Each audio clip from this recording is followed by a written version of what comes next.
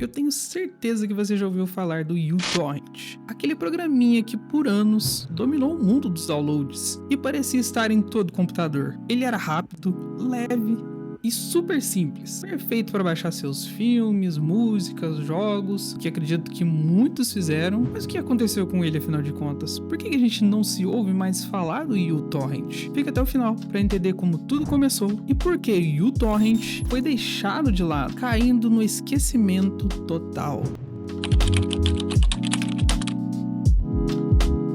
Nos anos 90, nós tivemos uma revolução. A internet começava a conectar pessoas de forma inédita. O Napster foi um dos primeiros grandes marcos no compartilhamento de arquivos entre usuários, inaugurando o conceito de redes P2P, onde os usuários compartilham arquivos diretamente, sem a necessidade de servidores centralizados. Enquanto o Napster era semi-centralizado e focado em músicas, o Kazaa, o LimeWire e Donkey expandiram para outros tipos de arquivos, com redes descentralizadas. Apesar do sucesso, enfrentaram problemas legais por compartilhamento de conteúdos protegidos por direitos autorais e questões de seguranças, como malware, spyware, levando ao seu declínio. Mas voltando ao P2P, para quem não faz ideia do que eu tô falando, P2P significa peer-to-peer e funcionava conectando diretamente computadores em uma rede, sem a necessidade de um servidor central. Cada dispositivo na rede atuava como um cliente e servidor ao mesmo tempo, compartilhando e recebendo dados de outros usuários. Em 2001, Brian Cohen criou o protocolo BitTorrent, revolucionando o compartilhamento de arquivos. Ele introduziu um modelo onde grandes arquivos eram divididos em pedaços menores, que os usuários podiam baixar e compartilhar simultaneamente. Isso aumentou a eficiência e eliminou gargalos comuns em outros métodos de compartilhamento, porque a internet não era muito boa nessa época. E é aí que tá a sacada. Esse sistema era genial porque, como que ele funcionava? Existiam dois pilares essenciais para esse sistema: os seeds e os peers. Os seeds, ou sementes, são os usuários que já possuem o arquivo e continuam compartilhando com a rede. Quanto mais seeds disponíveis, maior era a velocidade de download, pois havia mais fontes completas de onde os pedaços do arquivo podiam ser baixados. E um seed é essencial para manter o torrent ativo, já que é basicamente ele que garante com que o torrent esteja disponível. Já os peers, ou os pares, nada mais são do que os usuários que estão baixando o arquivo, mas que ainda não possuem o arquivo completo. Enquanto baixam, os peers também compartilham os pedaços que já receberam, contribuindo para a rede. Assim, um peer é ao mesmo tempo um cliente, baixando os dados, e um servidor, enviando dados para outros usuários. E como isso funcionava na prática? O arquivo era dividido em pequenos pedaços que podiam ser transferidos separadamente. Um usuário ou um peer baixava os pedaços do arquivo de vários seeds e outros peers simultaneamente, otimizando assim a velocidade. Uma explicação bem simples aqui. Os peers, que são os pares, vamos supor que são 3 pessoas diferentes, cada um contendo um seed do arquivo, o começo, o meio e o fim. E meio que esse sistema unificava todas essas três pessoas com cada pedaço do arquivo, fazendo com que assim, quanto mais seeds, quanto mais sementes no meio dessa operação, maior a velocidade. Nada mais era do que uma forma de compartilhamento remoto e simultaneamente entre pessoas, cada um contribuindo com um pedacinho. E quando o peer terminava de baixar, o arquivo completo ele se torna um seed, ou uma semente, ajudando a manter o torrent ativo e disponível para outros usuários que queiram baixar esse arquivo. Eu lembro que teve um momento em que, quando eu fazia algum download, eu me sentia culpado de só terminar de fazer o download e fechar o programa ou apagar aquele arquivo, sabe, o seed. Eu lembro que eu deixava às vezes até uma semana o programa rodando lá só pra ajudar, se caso alguém fosse baixar aquele mesmo arquivo também. Era meio que uma forma da comunidade se ajudar, porque principalmente há anos atrás, tipo, a internet era muito ruim, principalmente aqui no Brasil. Por que o torrent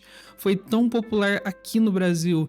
Porque a internet aqui sempre foi ruim, então às vezes a gente queria baixar nossas músicas, os nossos vídeos, os nossos jogos, e aquilo levava tempo, então quanto mais seeds tinha de um arquivo, mais rápido baixava, mas às vezes tinham poucos seeds, principalmente mais pro final do torrent, em que tinha poucos semeando, né? Cara, eu já cheguei a esperar até 2 semanas pra terminar de baixar um arquivo que eu queria, sabe? Algum jogo, alguma coisa do tipo. Inclusive, eu quero muito fazer um vídeo só sobre esse tema, sobre como o torrent, essa comunidade do torrent ajudou muito a pessoas jogarem alguns jogos que foram de suma importância, geração PS2, né?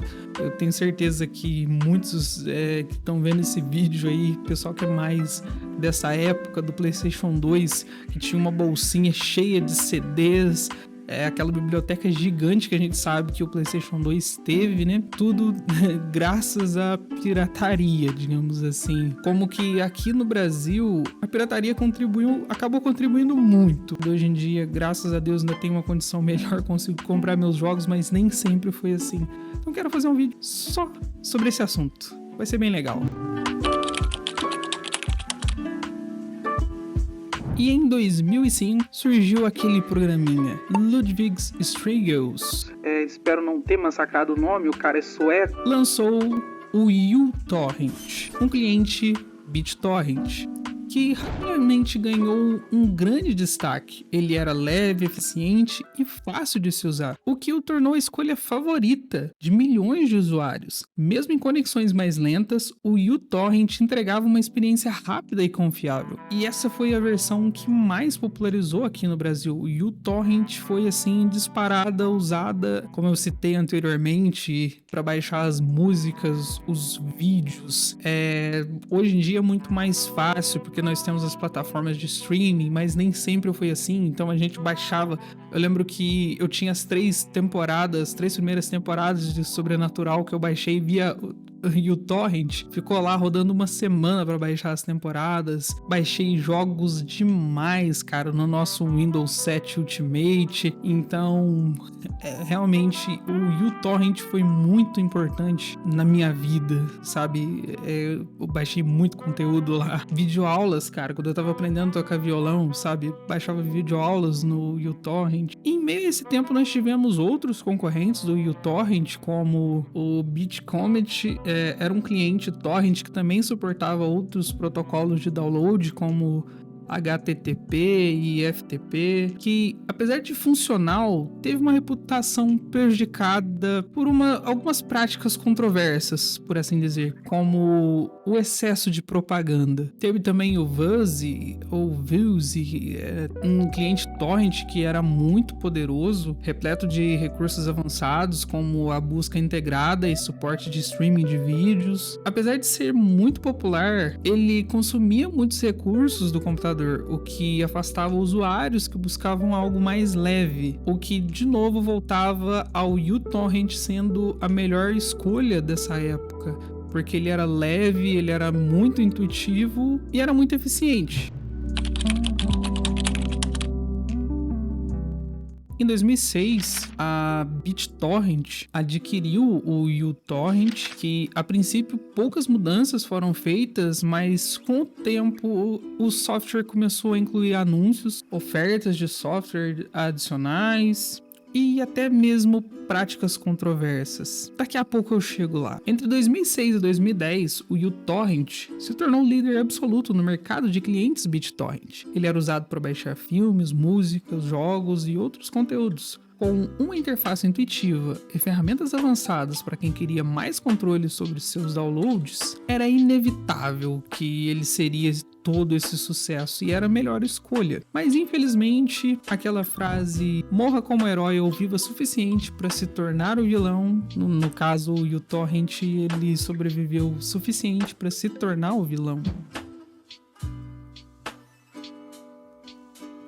Com o aumento dos anúncios e a perda de leveza que o tornava tão popular, muitos usuários começaram a migrar para alternativas como o QBitTorrent, um cliente open source sem anúncios e com funcionalidades avançadas. Eu lembro que o QBitTorrent foi o último foi o último programa torrent que eu cheguei a usar. E o torrent sempre foi um programa que passou credibilidade pra gente como um programa bem funcional e seguro. Mas a questão dos anúncios começou a incomodar muita gente e principalmente começou a consumir, a exigir muito da máquina das pessoas, o que foi muito intuitivo, porque o programa era justamente para trazer uma leveza e de repente ele começou a pesar de anúncios e começou uns anúncios bem duvidosos, o que começou a muitas pessoas especular sobre a segurança desse programa, né? Além de que a gota d'água acho que foi quando o torrent começou a instalar alguns programas sem um consentimento. Ele instalava alguns programas na sua máquina e eu lembro que um desses programas, ele era para mineração de criptomoeda. Os caras meteram uma dessa. Eles usavam a sua máquina, o poder de processamento dela para minerar a criptomoeda em segundo plano ali. Instalava um programinha ali que ficava rodando e você nem sabia, principalmente usuários médios de computador que não entende muito, tava lá o programinha rodando lá e você nem tava sabendo. E isso meio que foi a gota d'água. E também com os serviços de streaming que começaram a se popularizar bastante, como Netflix, Amazon Prime, Disney Plus e vai lá cacetada. E também os programas de música como Deezer, Spotify, Apple Music, YouTube Music e derivados. O uso dos torrents ficaram cada vez mais obsoletos, porque já não faz mais tanto sentido, porque você tem os aplicativos de streaming que já oferece os produtos licenciados que você precisa e com uma segurança muito maior, que não coloca a sua máquina em risco ou que vai instalar algum programa em segundo plano ali. Você tem uma facilidade e uma segurança maior por um valor às vezes bem acessível. E muitas pessoas hoje em dia preferem pagar pelos serviços de streaming do que fazer download pirata ou algo do tipo. Mas embora o torrent tenha perdido popularidade, o protocolo BitTorrent continua relevante. Ele é usado para distribuir conteúdos legais de forma eficiente, como jogos, atualizações de software, e até em aplicativos blockchain como o BitTorrent Token ou BTT, e principalmente num programinha que, por incrível que pareça, ele é muito revolucionário, mas é que eu não estou vendo falar muito, que eu não vou fazer um vídeo sobre ele, eu me comprometo em fazer um vídeo sobre ele, que é o Hydra. Esse programa que ele funciona, lá você consegue baixar, adquirir jogos de graça, é como se fosse um launcher, como o Steam, como a Epic Games, mas lá funciona, ainda existe um programa torrent integrado nele para fazer os downloads pelas interwebs aí. Então em breve quero falar mais sobre o Hydra. Mas é inegável que o uTorrent foi um marco na história da internet, popularizando o BitTorrent e mudando de forma como o compartilhamento de arquivos. Apesar de seu declínio, ele continua sendo lembrado como um dos grandes ícones do P2P. E eu te pergunto, qual é a sua experiência com o uTorrent e os torrents no geral? Deixa aí nos comentários que eu vou adorar estar lendo todos eles. E se você ainda não é inscrito nesse canal, te convido a se inscrever, porque aqui sempre tem conteúdos novos. De agora pra frente vou estar aí voltando nessa empreitada, trazendo vídeos interessantes, curiosidades legais e outros assuntos, outras pautas que eu achar interessante debater aqui. Compartilhe esse vídeo para quem você acha que possa gostar desse tipo de conteúdo ou que você queira trazer um pouco mais de informação para essa pessoa. E também ative o sininho das notificações, porque o YouTube tá difícil, cara. O YouTube não notifica. Então, né, pelo menos é uma forma de você meio que garantir que você vai ser notificado quando chegar vídeo novo. Isso me ajuda bastante. Me siga também nas minhas redes sociais que vão estar aparecendo aqui na tela e acompanhe os próximos lançamentos. Eu sou o Hollywood, muito obrigado por me assistir. Te vejo no próximo vídeo. Falou!